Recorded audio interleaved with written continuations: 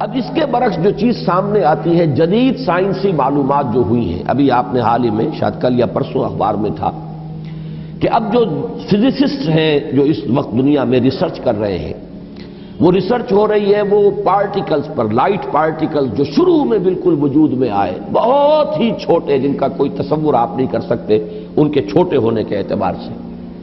معلوم ہوا کہ وہ 3 قسم کے بیسک پارٹیکلز ہیں، انہی سے پھر یہ کائنات بنی ہے۔ یہ ساری ریسرچ ہو رہی ہے۔ اسی طرح نوبل پرائز جب ملا تھا عبدالسلام کو، یہ جو سائنسدان ہے قادیانی، اور انہیں نصف حصہ ملا تھا ایک اور دوسرے شخص کے ساتھ نوبل پرائز میں، تو وہ بھی آپ کو یاد ہوگا، اخبارات میں پڑھا ہوگا کہ وہ بھی ریسرچ تھی اس بات پر کہ اس کائنات کے اندر بیسک فورسز کون کون سی ہیں۔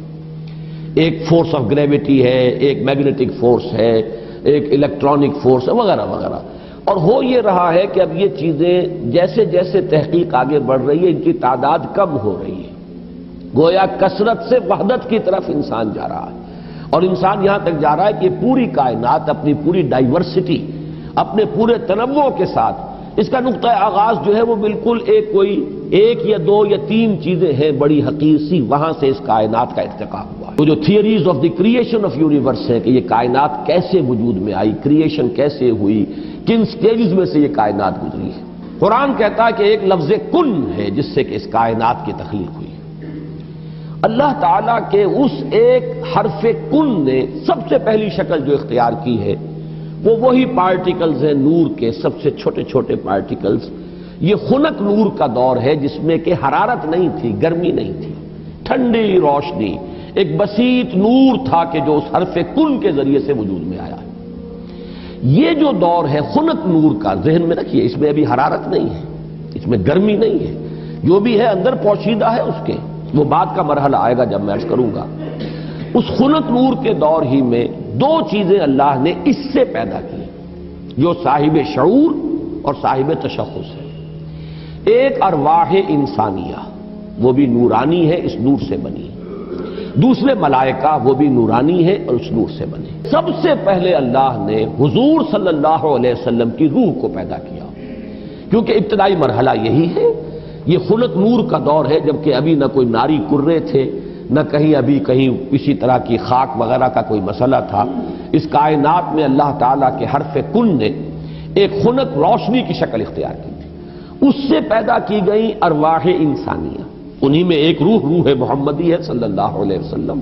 تو اگر سب سے پہلے اللہ نے اسی کو بنایا ہو تو اس میں کوئی حرج باقی نہیں ہوتا، وہ بھی مخلوق ہے، وہ بھی اللہ کے بنانے سے وجود میں آئی ہے، صرف ایک تقدم زمانی اسے حاصل ہے کہ سب سے پہلے اللہ نے نبی اکرم صلی اللہ علیہ وسلم کی اس روح مبارک کو اس نور سے پیدا کیا، لیکن اسی نور سے تمام انسانوں کی ارواح پیدا کی گئی، اور انہی سے وہ عہد لیا گیا تھا لست بربکم قالوا بلی، اور اسی نور سے ملائکہ پیدا کیے گئے ہیں۔ خنک نور میں بڑے بڑے ایکسپلوژنز ہوئے ہیں اور ناری کرے وجود میں آئے۔ یہ ذہن میں رکھیے کہ ایک شے ہے، اس کے اندر کوئی حرارت مخفی ہے، ظاہر نہیں ہو رہی۔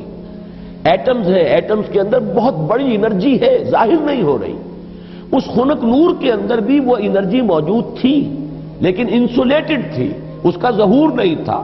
لیکن جب ایکسپلوژنز ہوئے ہیں تو پھر یہ کہ بڑے بڑے ناری کرے وجود میں آئے۔ یہی ناری کرے ہیں جن کو ہم سورج کہتے ہیں، بہت بڑا ناری کرہ ہے سورج، اس کے اندر کمبسشن کا عمل چل رہا ہے، عمل احراق ہے، اس کی حرارت کا ہم تصور نہیں کر سکتے۔ بڑے اور نہ معلوم کتنے سورج ہیں اس کائنات میں، یہ نہ سمجھیے کہ ایک ہی سورج ہے۔ یہ ایک سورج کے گرد ہمارا جو یہ ہے ایک سولر سسٹم ہے، کنبہ ہے اس کا، کہ اس کے گرد جو ہے یہ سیارے چکر لگا رہے ہیں، کرے ہیں، اور نہ معلوم کتنے سورج ہیں۔ پھر ایک سورج ہے اور ایک ستارے ہیں، ان ستاروں کے گرد یہ سورج اپنے کنبوں کو لے کر چکر لگا رہے ہیں۔ بہرحال ہم یہاں پر جو ہے اصولاً جو بات سمجھنا چاہ رہے ہیں اس وقت وہ یہ ہے کہ یہ سیکنڈ سٹیج ہے، تنزل ہے یہ، کہ اب اس خنک نور میں جب ایکسپلوژنز ہوئے ہیں تو وہاں سے بڑے بڑے ناری کرے وجود میں آئے۔ یہ ایکسپلوژن کا میں جان بوجھ کر بول رہا ہوں، اس لیے کہ جدید سائنس میں، جدید فزکس میں ایک لفظ استعمال ہوتا ہے دی بگ بینگ تھیوری، اس کا نام ہی ہے دی بگ بینگ تھیوری، کہ ایسا معلوم ہوتا ہے کہ ایک وقت میں کوئی بہت بڑا دھماکہ ہوا جس سے کائنات وجود میں آئی۔ اب یہ دھماکہ جو ہے بگ بینگ تھیوری جو ہے، یا تو یہ ہے کہ اس کو تعبیر کیا جائے گا اس حرف کن سے، کن، وہ کن کیسا ہوگا جس نے اس پوری کائنات کو وجود بخشا ہے، اس کا ہم تصور نہیں کر سکتے۔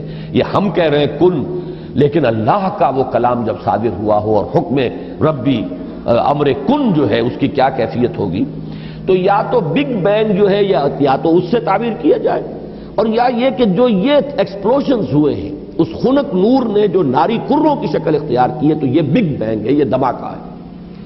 یہ دور ہے کہ جس میں اس آگ سے اللہ نے تیسری مخلوق پیدا کی۔ میں نے اب پہلے دو کر دیے نا، نور سے دو مخلوق، انسانی ارواح اور ملائکہ۔ دوسری سٹیج پر یہ تیسری مخلوق پیدا ہوئی ہے، جنات ہے، یہ آگ سے بنائے گئے ہیں۔ قرآن بار بار کہتا ہے وَالْجَانَّ خَلَقْنَاهُ مِنْ قَبْلُ مِنْ نَارِ السَّمُومِ۔ قرآن مجید میں سورہ رحمان میں بھی ہے، اللہ تعالیٰ نے انسان کو پیدا کیا ہے مٹی سے، لیکن یہ کہ انسان کو بنایا ہے آگ کی لپٹ سے۔ بار بار آیا ہے یہ مضمون تو قرآن مجید میں، اور جنوں کا معاملہ جو ہے، اور یہ کہ سورہ ہجر میں فرمایا گیا وَالْجَانَّ خَلَقْنَاهُ مِنْ قَبْلُ، یہ پہلے پیدا ہوئے انسانوں سے۔ لہذا یہ دوسری سٹیج ہے جس میں کہ جنات کی تخلیق ہوئی ہے اس آگ کی لپٹ سے۔ کہ پھر نظریہ یہ ہے کہ یہ جو بڑے بڑے ناری کرے تھے، یہ جب تیزی کے ساتھ حرکت میں تھے تو ان سے کچھ حصے ٹوٹ ٹوٹ کر ان سے علیحدہ ہوئے اور انہی کے گرد چکر لگانے لگ گئے۔ یہ ہے در حقیقت ان سورج کے گرد جو یہ سیارے وجود میں آئے ہیں، یہ کرے جو ہیں۔ پھر یہ ٹھنڈے ہونے شروع ہوئے، اور ان میں جب ٹھنڈا ہوا ہے وہ ناری کرہ، تو اوپر جو ہے کرسٹ آیا، راکھ، جیسے انگارے کے اوپر راکھ آ جاتی ہے، راکھ ٹھنڈی ہوتی ہے، اندر انگارہ موجود ہے، ذرا سی راکھ ہٹ جائے اگر اور آپ کی انگلی جو ہے اس انگارے کو ٹچ کر جائے تو جلے گی، لیکن اگر راکھ اوپر ہے تو وہ آپ کو محسوس نہیں ہوگا۔ اور چونکہ ٹھنڈی چیز سکڑتی ہے، لہذا اس کے اندر اب دراڑیں پڑی ہیں، کہیں پہاڑ بن گئے، کہیں غاریں بن گئی، ساتھ ہی ان کے ٹھنڈے ہونے کی وجہ سے بخارات نکلے ہیں، انہی میں سے نکلے ہیں، انہی کروں میں سے بخارات نکلے ہیں۔ یہ بخارات ہیں جنہوں نے اوپر جا کر وہ جو جسے ہم فضا کہتے ہیں، ایٹماسفیئر، جس کے اندر گیسز ہیں، یہ یہیں سے انہی کروں کے ٹھنڈے ہونے سے وہ بخارات نکلے ہیں۔ جیسے کہ آپ جب اگر پانی ڈالتے ہیں آگ کے اوپر تو وہ ایک بھاپ بن کے اڑتی ہے، تو خیر یہ تو پانی آپ نے ڈالا ہے، لیکن یہ کہ فضائی وہ جو کرے تھے آگ کے وہ خود ٹھنڈے ہوئے ہیں تو ان میں سے بخارات نکلے ہیں، ان میں سے جو گیسز خارج ہوئی ہیں انہوں نے ایٹماسفیئر بنایا ہے۔ پھر اس ایٹماسفیرک چینجز وہاں ہوئی ہے کہ اس میں گیسز تھیں، ہائیڈروجن بھی، آکسیجن بھی، وہاں پانی بنا ہے، بجلی کے بڑے بڑے جب ہوئے ہیں ان کے اندر تو اس سے پانی بنا ہے، اور پھر دھواں دھار بارش برسی ہے، بارش برسی ہے۔ اب جو ہمارے ہاں یہ جو اعداد آتے ہیں، لاکھوں برس تک بارش ہی برستی رہی، نتیجہ یہ ہوا کہ جو جگہیں نشیبی تھی ان میں پانی بھر گیا، سمندر وجود میں آ گئے۔ اب جہاں سمندر اور مٹی کا باہمی ربط تھا، یہ جو دلدلی علاقے کہلاتے ہیں، یہاں وہ ان آرگینک کمپاؤنڈز نے آرگینک کمپاؤنڈز کی شکل اختیار کی، یہاں سے حیات ارضی کا آغاز ہوا۔ وہ حیات نباتاتی بھی ہے اور وہ حیات حیواناتی بھی ہے، یہاں سے اس کا آغاز ہوا۔ گویا کہ کل حیوانات اور کل نباتات جو کرۂ ارضی پر موجود ہیں وہ سب کے سب در حقیقت اسی کرسٹ آف دی ارتھ سے وجود میں آئے ہیں۔ پانی اور اس مٹی کا امتزاج اور دلدل کی شکل اس کا بن جانا، اور وہاں سے ان آرگینک کی بجائے آرگینک کمپاؤنڈز کا وجود میں آنا، اور اس سے حیات کا آغاز، خواہ وہ نباتاتی حیات ہو اور خواہ وہ حیواناتی حیات ہو۔ اس حیات کا ارتقاء ہے کہ جو پھر انسان تک پہنچا ہے، وہ اس حیات، سمجھیے کہ حیات ارضی، چاہے نباتاتی ہو اور چاہے حیواناتی ہو، اس کی چوٹی کی جو شخصیت ہے وہ انسان ہے۔